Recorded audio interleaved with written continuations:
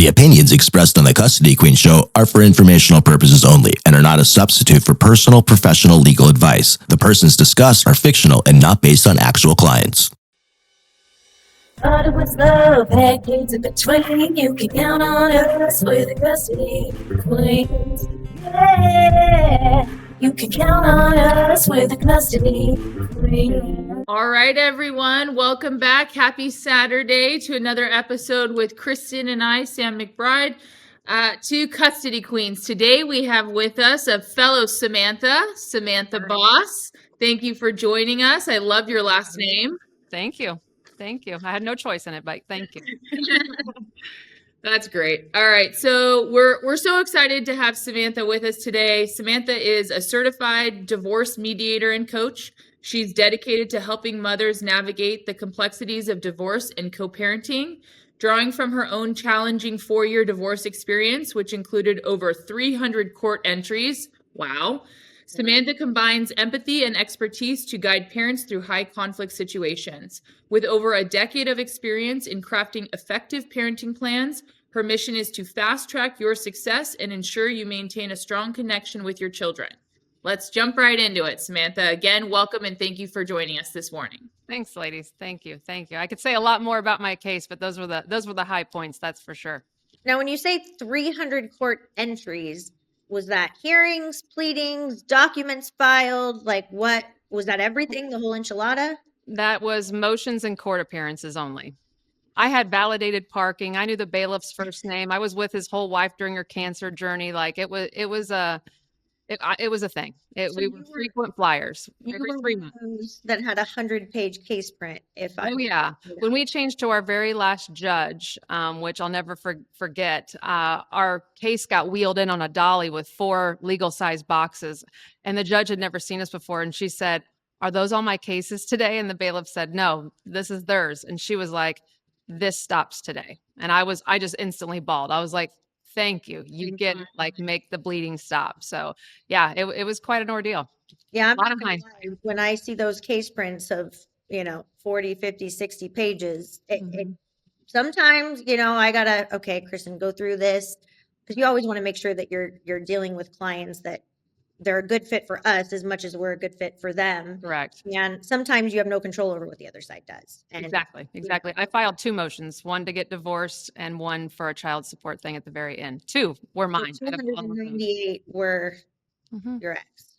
Mm-hmm. All right. On that note, Yay. well, before we get into kind of everything that you do and your journey and how you can help our guests and our audience members to kind of embrace this experience, we want to just kind of ask you a couple questions so that our listeners can get to know you. We have a CQ Talk Box, which is it's a platform where we can engage in conversation with questions that may not normally come up. Okay. All right, Sam, you start it. All right. So the first question, Samantha, is what is one book, movie, or TV show that has had a significant impact on you and what made it so special? Wow. I would have to say, kiddishly, I love The Parent Trap, and I didn't even really understand why till I became an adult of having split parents. And I had parents that were together. But when I got into the field of being divorced myself and going through this, that separating kids and how those 2 kids live very well in 2 separate homes. I'm a huge fan of personal development. I'm a huge Mel Robbins fan. I tend to not do any kind of divorce books. I don't coach my people to read divorce books. I don't coach my people to read narcissistic books or anything like that.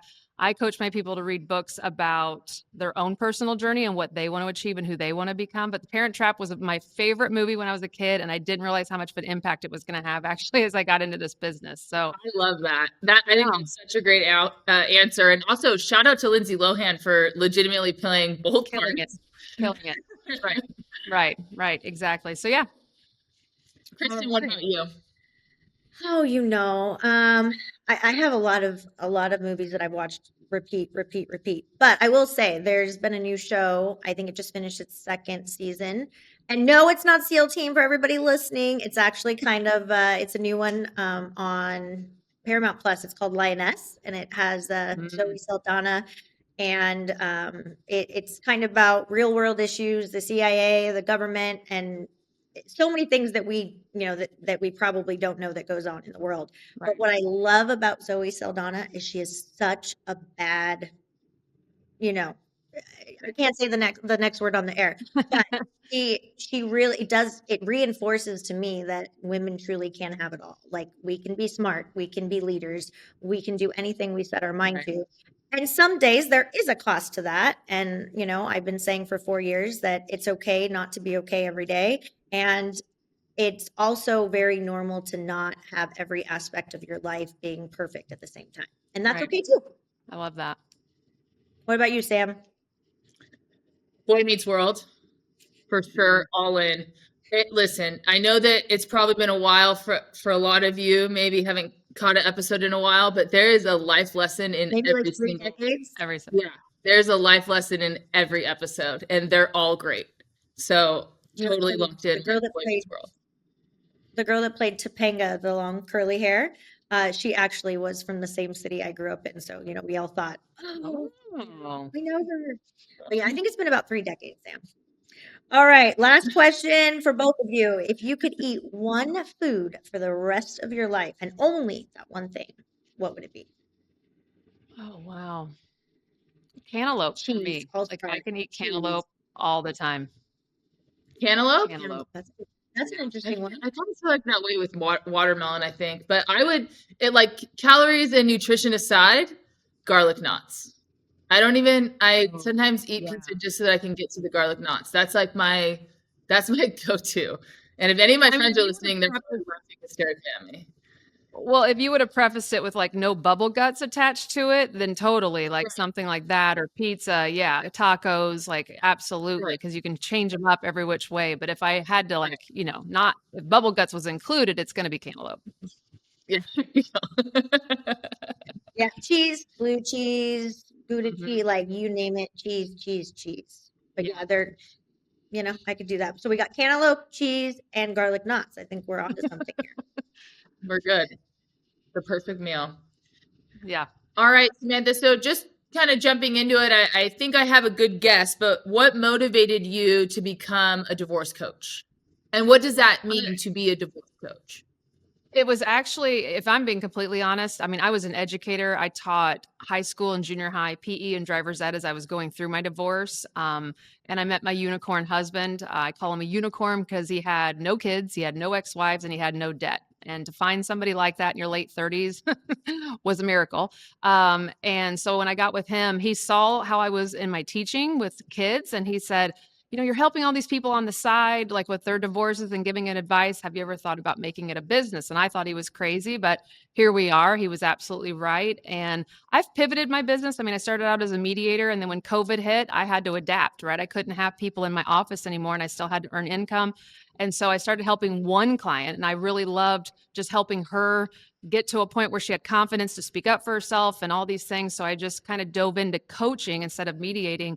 And the rest is history. My specialty is parenting plans because my parenting plan was horrible. It was only 4 pages, and it left us having to communicate a lot. It had a lot of horrible wording like parties will later discuss, parties will later determine. And yeah, and all my ex-husband saw was I get to talk to her forever and a day and file all these motions in court to interact with her and bleed her dry. And so I kind of took what happened to me as a failure and learned from it, because when I signed everything and said, "Oh, that looks good," I had no idea what I was signing because I wasn't educated about it. And I thought, if I'm going through this, there's probably a lot of other women out there that are just signing stuff and then having regret like I did because we just weren't educated about what we were signing or what we were saying yes to. So that's where it all came about. It was just taking something that really happened to me that was horrible and healing from it and making it better and educating women like crazy about the do's and don'ts. And you raised such a good point, because sometimes when people see Sam and I's parenting plans, they will, oh my gosh, what is this? Why is You're it 12 pages? controlling. Yeah, we're, Thank you. sometimes we're overkill, but our goal is to get the person in, get them orders, and get them out. I don't, Yes. we have enough clients. We don't need your money. We don't need your case. We want to take cases that are the right fit, but we also want to set you up, for success down the road. Absolutely. And we're going to think, hey, if Monday's a holiday, what happens. We want to anticipate all the things that have doing this for as long as Sam and I have. Right. That, and if you guys want to deviate it as parents, that is 100% up to you, but you have a fallback.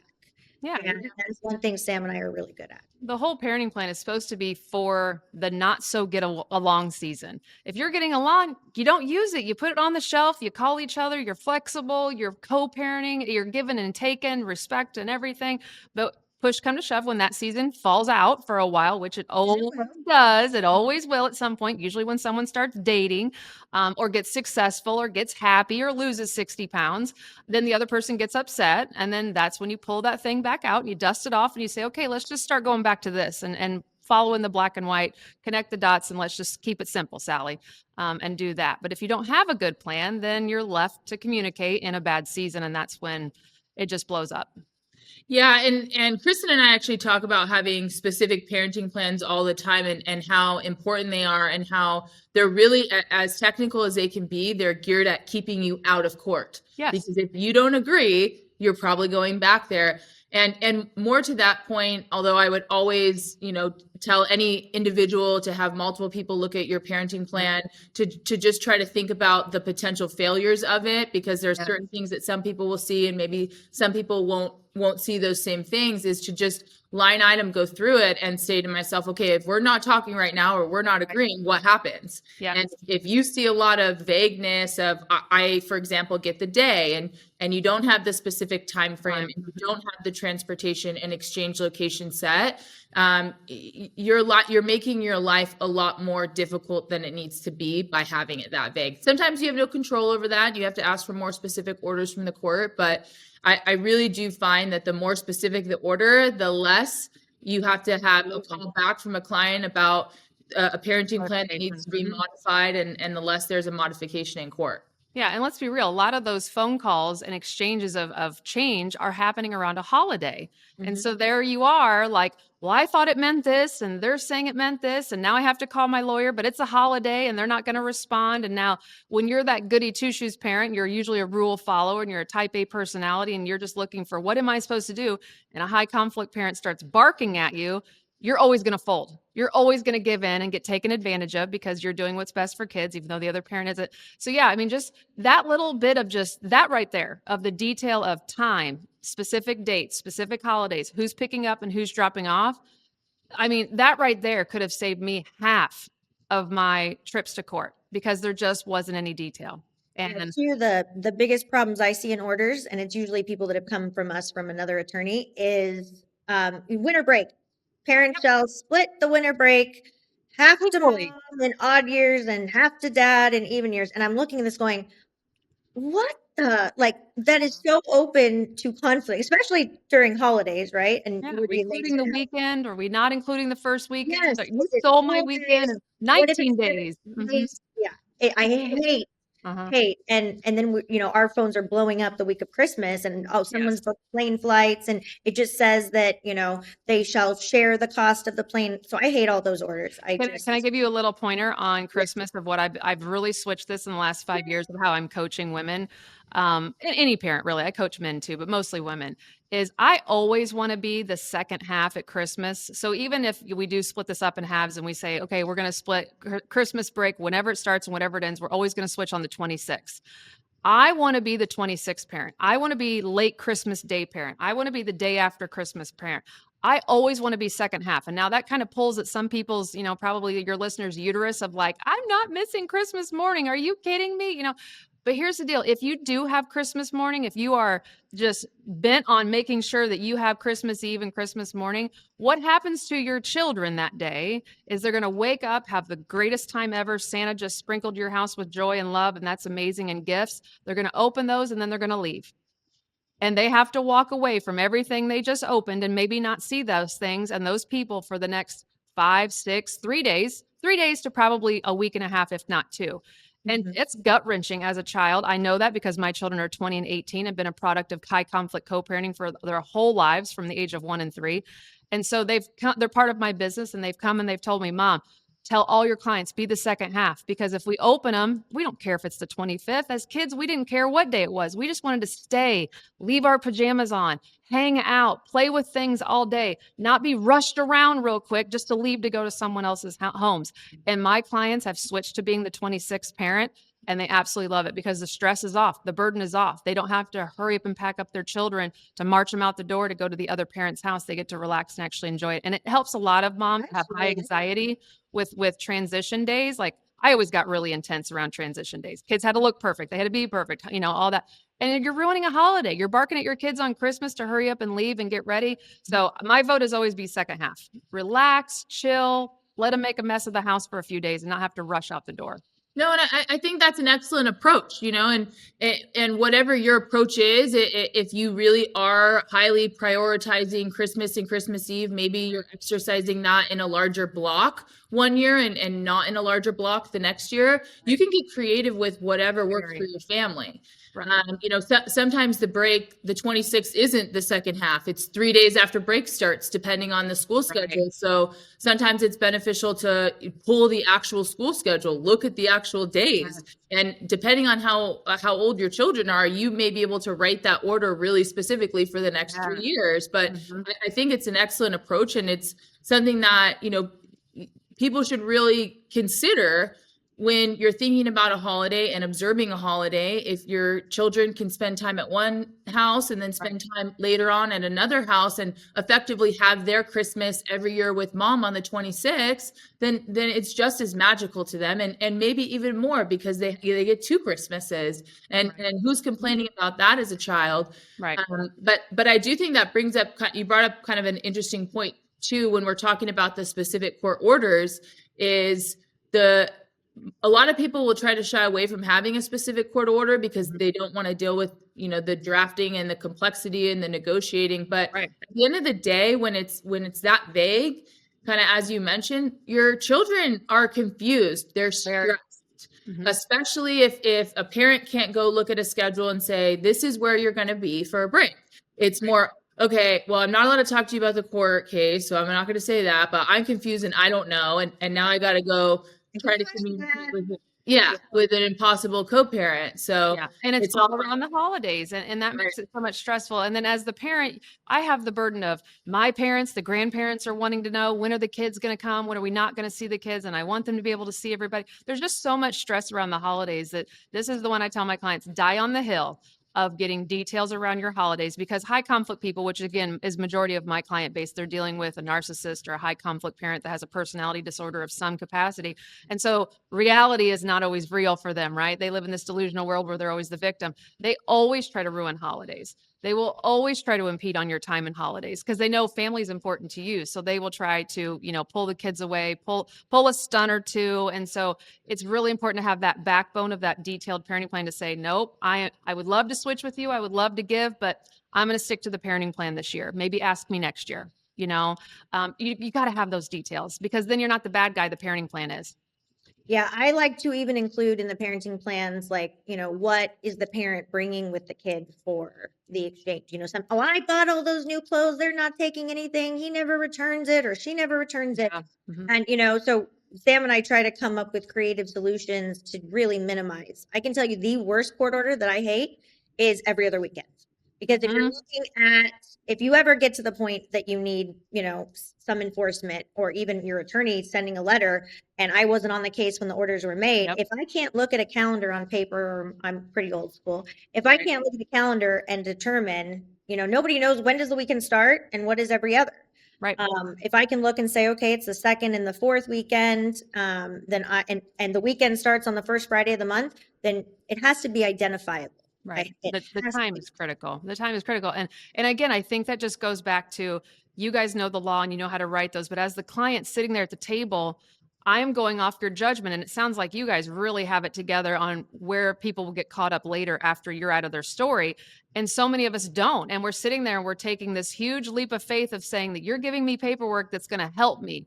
And a lot of times, and I've seen over 1,000 parenting plans just in 2024 that were all garbage that led people to have to come back to court or have to come back for clarification, or they were just giving in all the time because the high conflict parent could control the really weak verbiage. Right. And it's just that lack of education. I mean, nobody pre-educates themselves about divorce until you're knee deep in it and you're like, what do I need to know? Where do I learn? How do I find out as much as I can? And sometimes talking to you guys is super, super expensive for some people. So Oh, for just sure. taking a class, taking a workshop, and just really educating yourself about what verbiage are these two ladies talking about? What is this right of first refusal? What did she mean? I I hate hate those, details by the around way. holidays. So do I. You know, I hate them. it's just making sure people are well versed in what they're signing. And I know I sat there and just signed my life away thinking like, the professional told me it was good, so I will believe it's good. And then 3 weeks later, I'm like, wait a second, where's this at? It's not in here. Oh yeah, call them back. If you have the cell phone that the other parent turns off because you're not going to use that cell phone that your mom bought you in my house. These are my rules. Yes.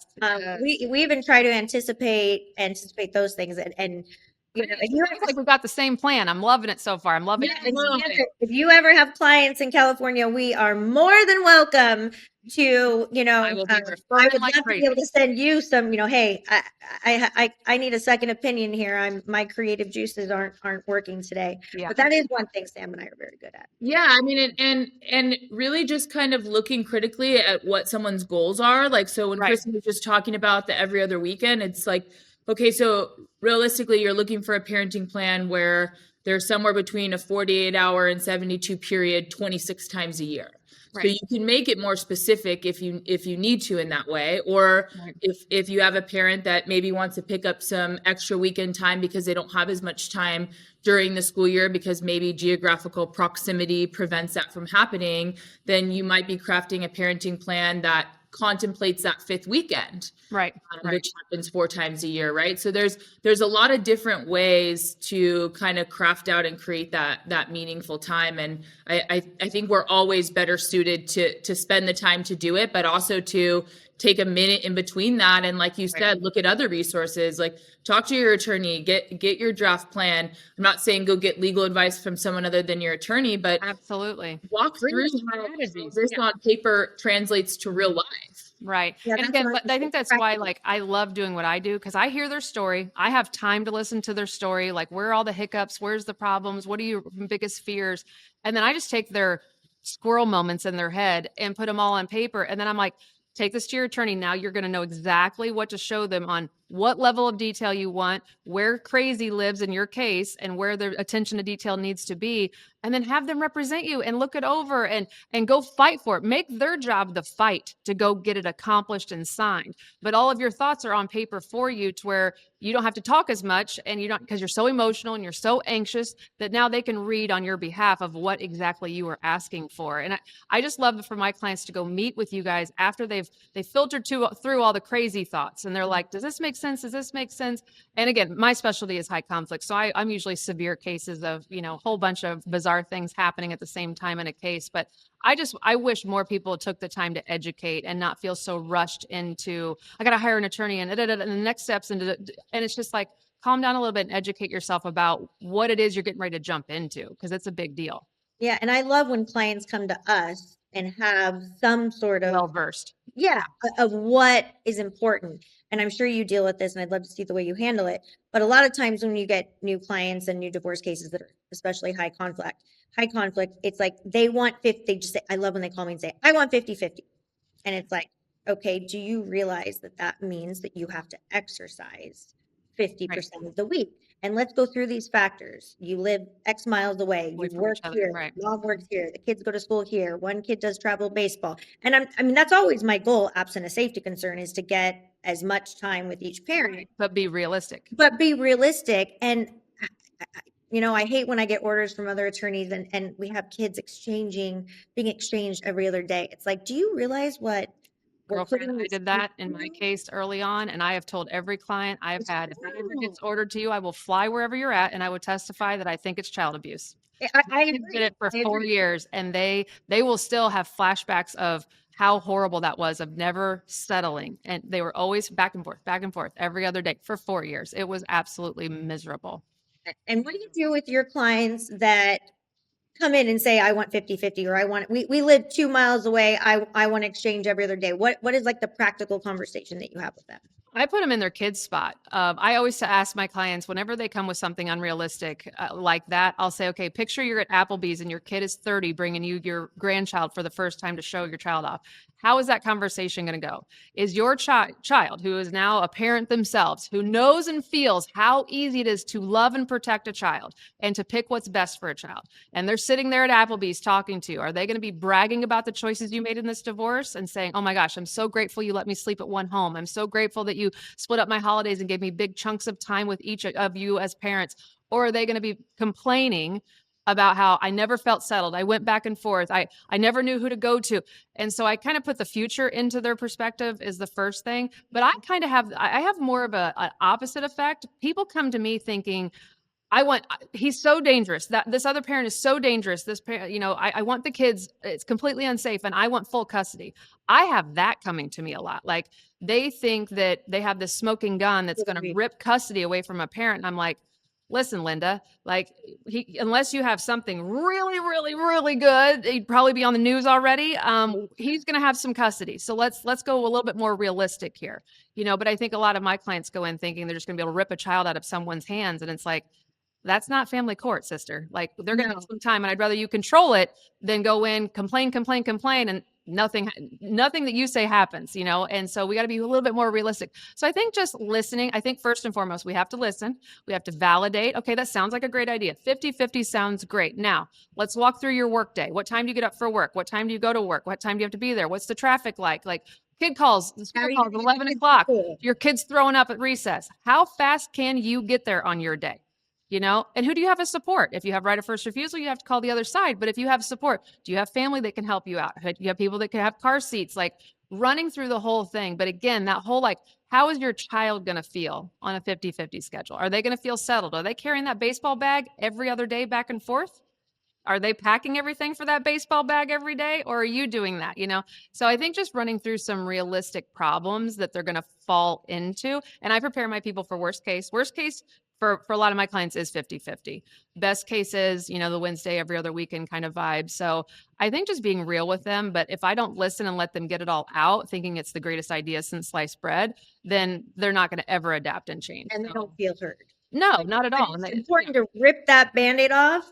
And be real. I was doing one the other day, and it's like parents that have not been involved are suddenly going to be involved. Yes. For multiple, and it may be very genuine. If they might have had some self-reflection, but more often than not, it's self-motivated for other reasons. For financial but I always reason, tell absolutely. the court's going to give them an opportunity to fix it.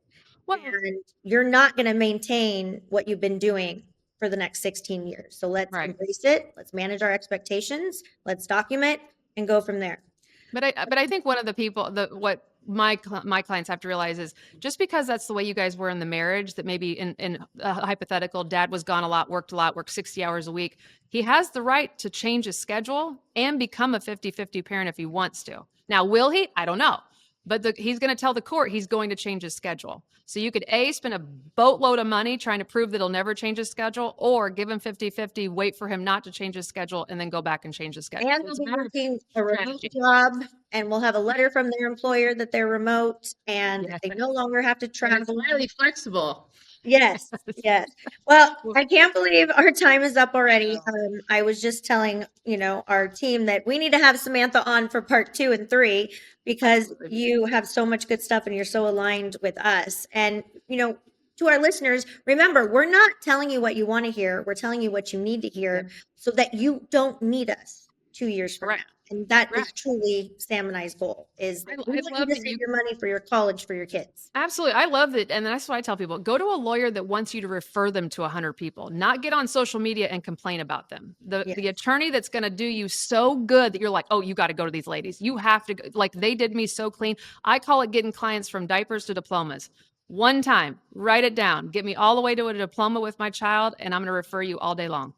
We get several referrals from the other side, which, I always say those are the best compliments, because we might have, we might have been the adversary in court, but you still respected enough to refer someone to. Absolutely. All right, Samantha, how, really quickly, how can our listeners reach you? How can they hire you? How can they read your content?